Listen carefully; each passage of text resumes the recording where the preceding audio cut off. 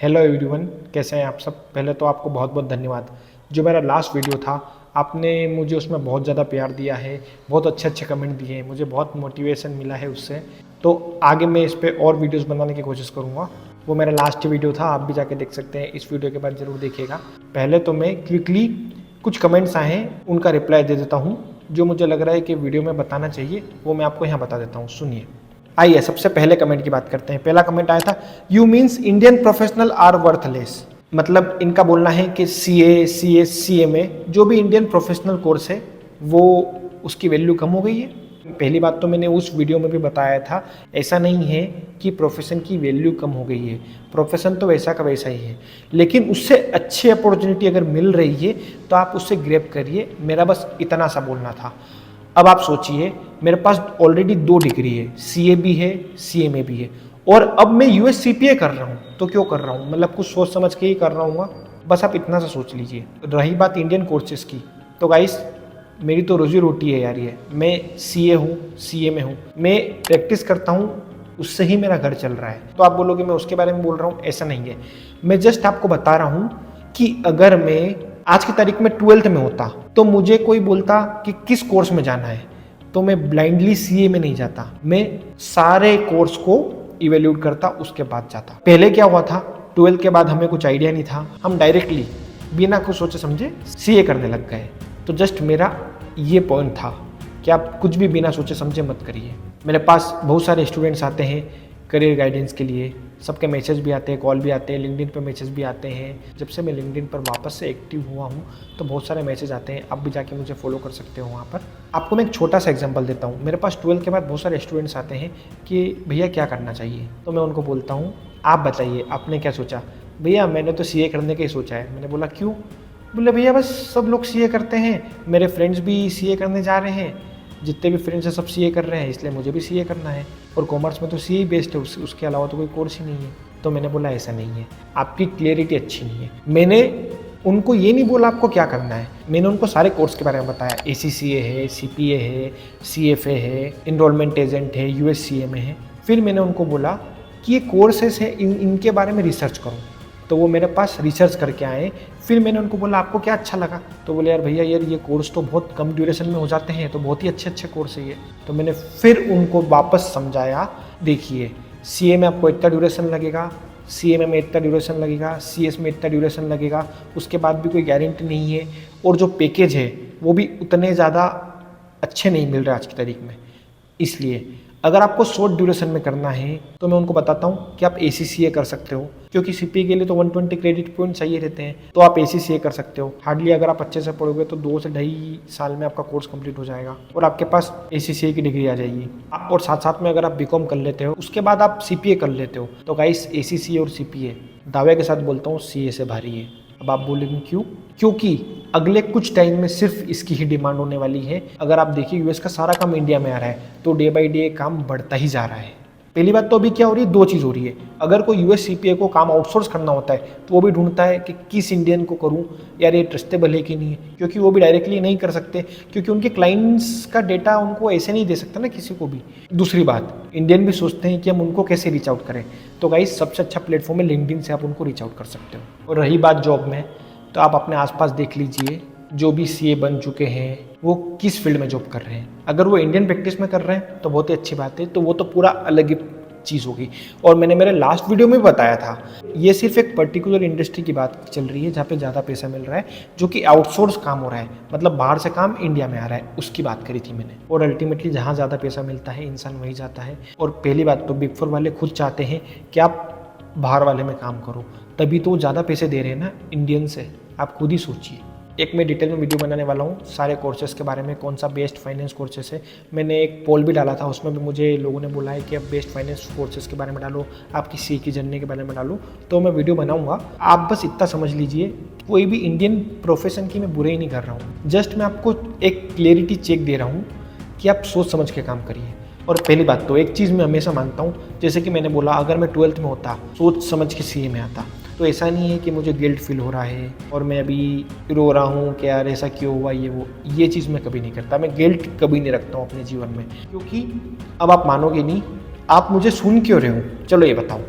क्योंकि मेरे नाम के आगे CA लगा हुआ है, CA में लगा हुआ है, तभी आप मुझे सुन रहे हो, नहीं तो आप मुझे सुनते भी नहीं।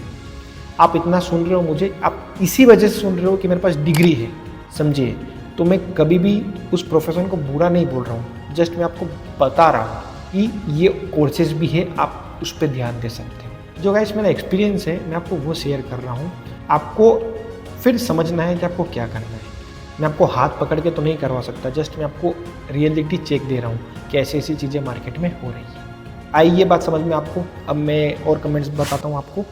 एक ने बोला है, ज़रूरी नहीं है पैसों से ही मतलब, वैल्यू कितनी मिलती है मल्टीपल कोर्सेस में। सुनिए मेरी बात, मैं खुद CA हूँ, CA में हूँ, CPA भी कर रहा हूँ, मल्टीपल कोर्सेज तो मेरे पास है।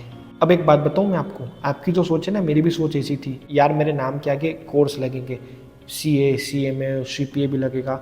मतलब पहले सोचता था ऐसा मैं, CPA तो अभी मुझे करना है इसलिए कर रहा हूँ मैं, बट मुझे नहीं लगता इतना कोई मतलब है उस चीज़ का। आपको कोई कोर्स देख के जज नहीं करता ज़्यादा, वो सिर्फ एक टाइम तक होता है, वो सब उसके बाद भूल जाते हैं।